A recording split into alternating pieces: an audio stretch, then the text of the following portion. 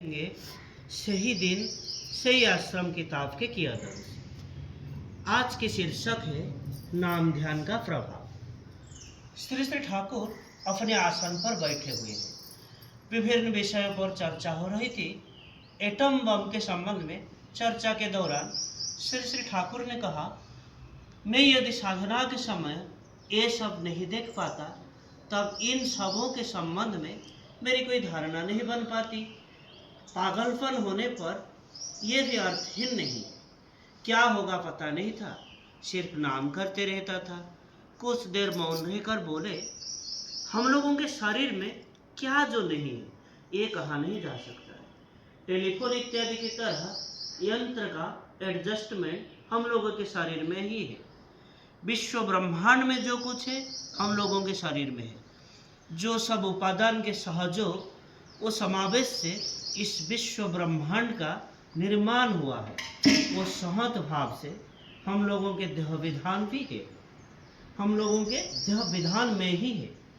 नाम ध्यान के द्वारा विश्लेषण और संश्लेषण की सहायता से जब हम लोग सत्ता को समग्र रूप से जान पाते हैं तब विश्व में जो कुछ भी है हम लोग उसे सहज में ही जान पाते हैं। मैंने एक बार देखा कि समंदर में एक जहाज में आग लग गई है। लोग चित्कार करने लगे, भगवान को जी जान से पुकार रहे हैं। यह देखकर मैं स्थिर नहीं रह सका। एक हाथ ऊपर उठा लिया, सभी बच गए। केष्टोदा की ओर देखकर बोले, आप भी तो उस समय मेरे नजदीक ही थे ना।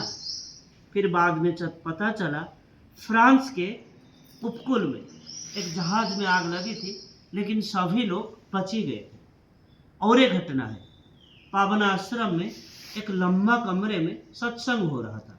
अचानक आकाश में अंधेरा छा गया और मैंने सोचा कि अगर बारिश हुई तो लोगों को तो तकलीफ हो जाएगी। क्या आश्चर्य की बात थी।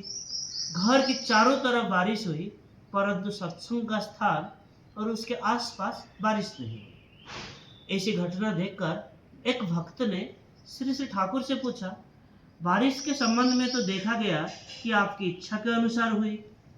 श्री श्री ठाकुर मुस्कुराकर बोले, बारिश के संबंध में सोच रहा था कि घर द्वार नहीं है, लोगों को कष्ट होगा, इसीलिए मन ही मन सोच रहा था कि यहाँ पर अगर बारिश नहीं होती तो अच्छा होता। और इसके कुछ देर बाद ठाकुर जी ने कहा कि अलौकिक कहकर जगत में कुछ नहीं।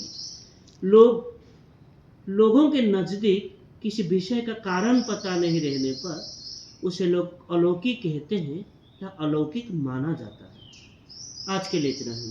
वंदे पुरुषोत्तमम।